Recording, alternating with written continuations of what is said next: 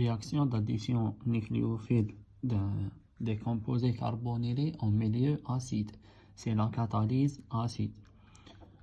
On sait que dans un milieu acide, on caractérise ou on a l'activation de la fonction carbonylée, de la fonction CO.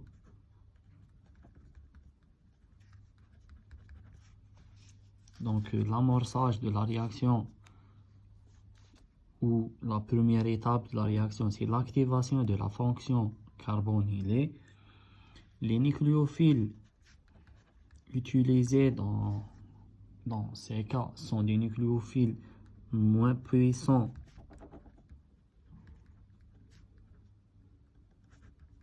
que les nucléophiles utilisés dans la catalyse basique. Les plus utilisés sont H2O, les alcools,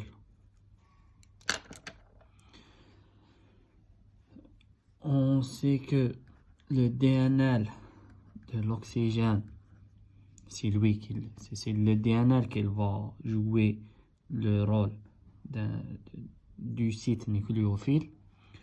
Donc le DNL de l'azote, de l'oxygène plutôt, il a un caractère nucléophile. L'oxygène est moins nucléophile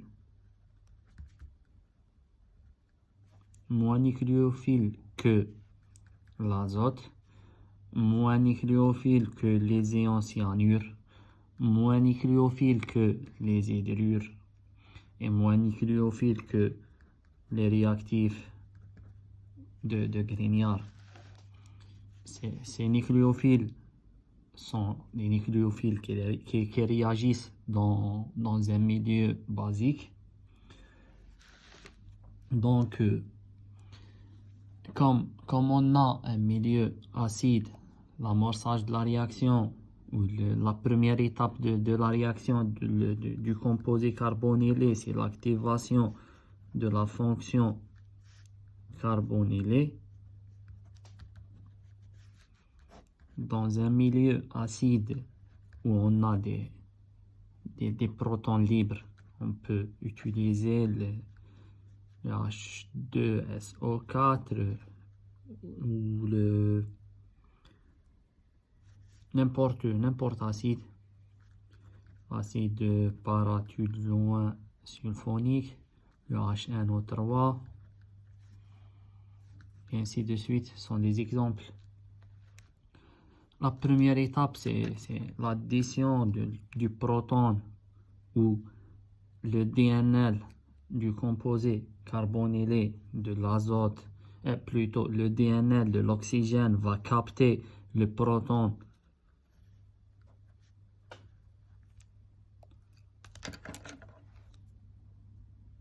donc on aura R2, R1 O plus H.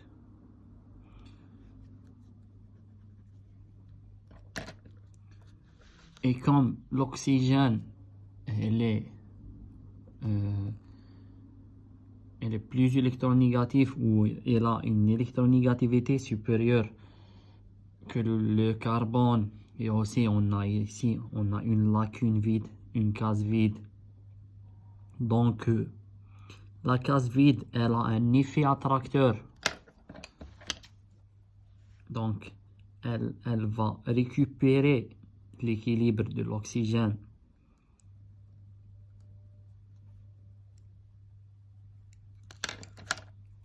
Donc on aura la formation d'un carbocation. L'oxygène a récupéré sa stabilité.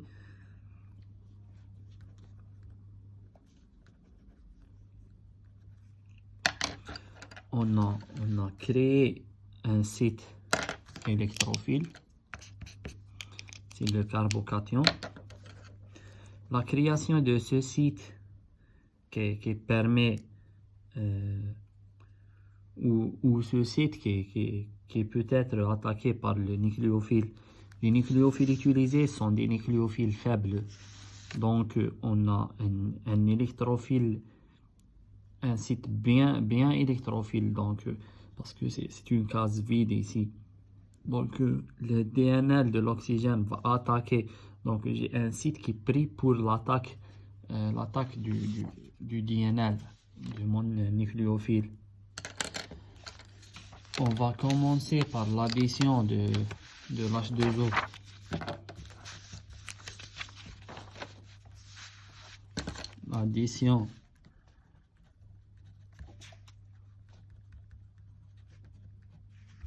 L'addition de l'H2O sur les composés carbonylés. Voici ma formule.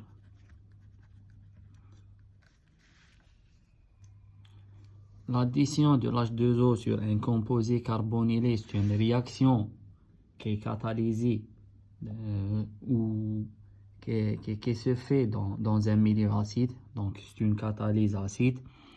Toujours dans la catalyse acide, on a l'amorçage de la réaction par l'activation de la fonction carbonylée.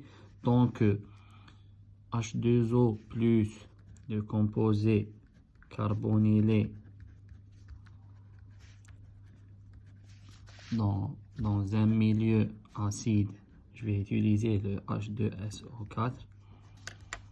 La première étape, c'est la protonation ou l'activation de la fonction CO par le DNL de l'oxygène qui va capter le proton H+ de mon milieu. C'est une protonation.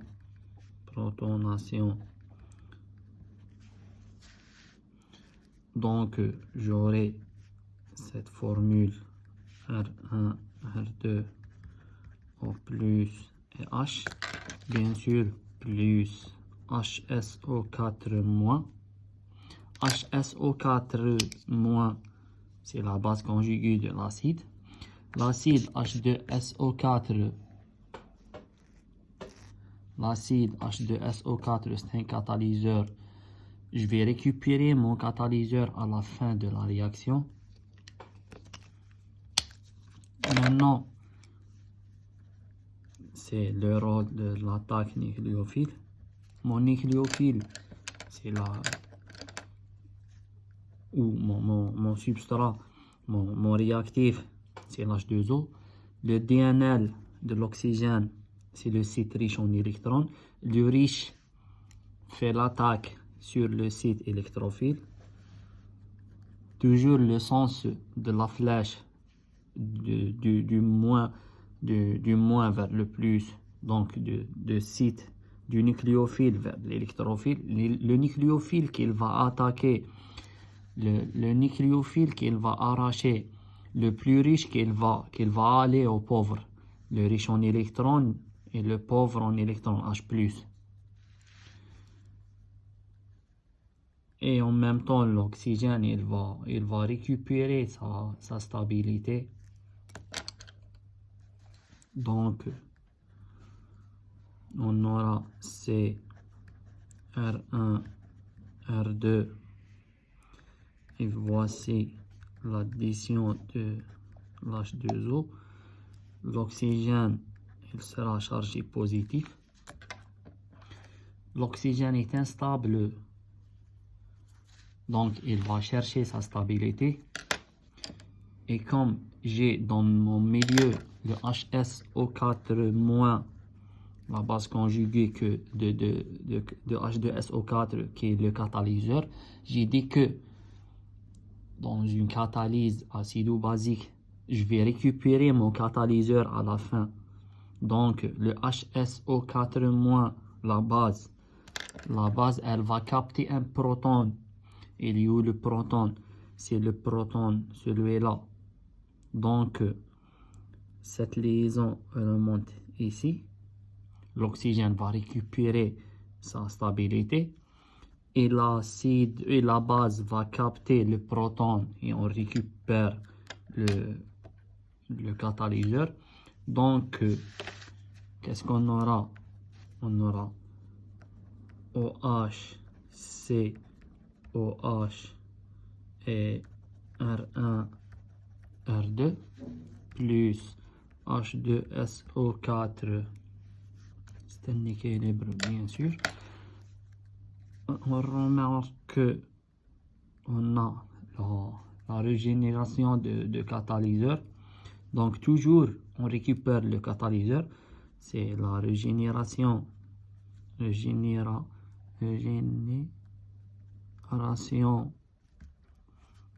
de catalyseur. C'est pas l'étape, c'est je discute la déprotonation de la molécule. C'est pour récupérer le catalyseur et aussi pour aller à la stabilité de mon oxygène ici. Donc, on a la formation d'un diol. C'est un diol géminé. Géminé, ça veut dire les deux fonctions OH sont du même côté. On a la formation du diol géminé. Le diol géminé ou ce diol est un peu stable.